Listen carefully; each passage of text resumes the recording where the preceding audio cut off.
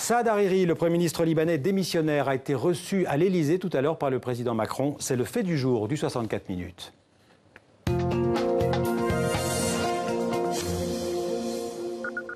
Saad Hariri a atterri ce matin au Bourget. Il était à peu près 7 h du matin dans son avion privé en provenance de Riyad. Avant d'essayer de comprendre ce feuilleton à rebondissement, d'abord les faits. Saad Hariri a donc été reçu tout à l'heure à midi par le président Macron à l'Élysée. Antoine Delpierre. Accueil sur le perron, garde républicaine. Au vu du protocole, pour l'Élysée, Saad Hariri semble bel et bien toujours être le Premier ministre du Liban.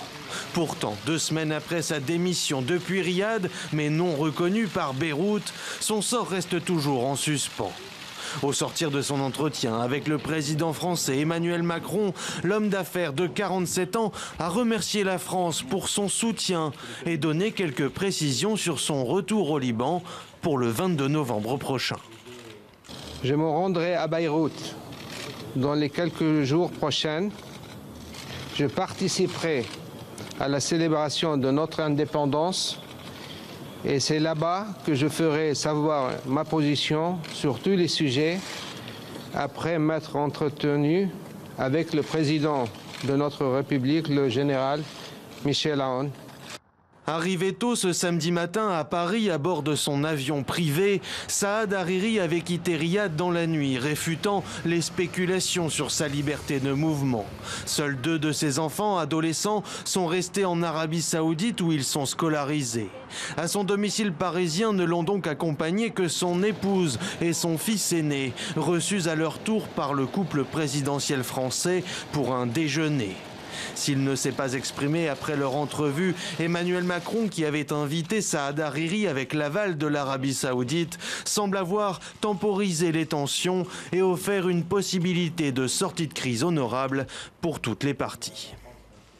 Alors pour en savoir un peu plus, on va retrouver en direct par Skype de Beyrouth notre correspondant Wissam Charaf. Bonsoir Wissam. Alors comment cette affaire Hariri est-elle vécue, ressentie au Liban ? Écoutez, les Libanais sont vraiment tombés des nues lorsque le Premier ministre Saad Hariri a annoncé sa démission, qui plus est d'un pays étranger, de Riyad, de l'Arabie Saoudite. Il faut dire que le pays connaissait une relative stabilité politique depuis quelques mois, depuis l'élection du général Aoun. Des nominations très attendues avaient eu lieu au sein des postes de l'État. Et là, le timing de cette démission a été perçu comme une bizarrerie et aussi une humiliation. Il a été fait en même temps que les arrestations massives des émirs et des princes en Arabie Saoudite. Les Libanais n'ont rien compris. On peut dire que d'une certaine manière, l'Arabie Saoudite a tendu un piège au Liban et que les Libanais ne sont pas tombés dans ce piège. Les Saoudiens qui espéraient peut-être monter les communautés libanaises les unes contre les autres. Quelque part, effectivement, cette tactique a eu un effet boomerang, si on veut.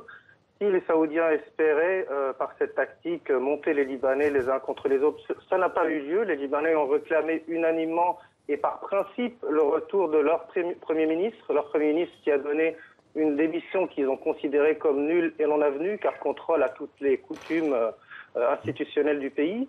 Donc ce soulèvement contre le Hezbollah ne s'est pas produit. Et les Saoudiens, finalement, qui dénonçaient l'ingérence de l'Iran au Liban, se sont trouvés avec cette opération en flagrant délit eux-mêmes d'ingérence dans les affaires libanaises. Alors donc, on l'a entendu, Saad Hariri annonce son retour à Beyrouth mercredi. Qu'est-ce que les Libanais attendent, espèrent de ce retour de leur Premier ministre démissionnaire ? Écoutez, d'abord, ils attendent qu'il rentre physiquement. Dans son interview un peu surréaliste qu'il faisait en début de semaine sur Al Arabiya, il promettait son retour dans les quelques jours. Là, on le voit arriver en France. Il voudrait vraiment le voir revenir en chair et en os, le voir s'expliquer devant le président, devant la classe politique, devant surtout son parti politique et ses partisans à lui, qui sont toujours autant frappés de stupeur qu'au premier jour, parce qu'il ne s'est pas vraiment expliqué clairement sur ce qu'il a fait. Wissam, à quoi on peut s'attendre dans les prochains jours à Beyrouth? Quels sont les scénarios possibles de la vie politique libanaise dans les prochains jours?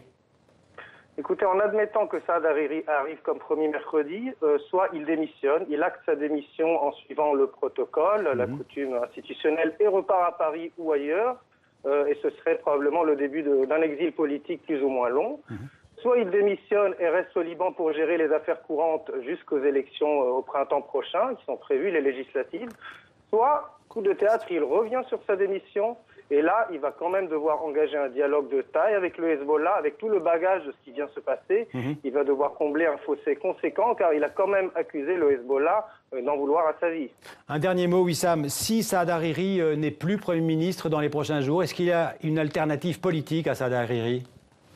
Pour le moment, elle ne semble pas se profiler. Je ne pense pas que quelqu'un aimerait être aujourd'hui Premier ministre du Liban à la croisée des chemins de ce conflit entre l'Iran et l'Arabie Saoudite qui se cristallise sur le poste justement de Premier ministre libanais. Merci beaucoup Wissam Charaf pour toutes ces précisions en direct.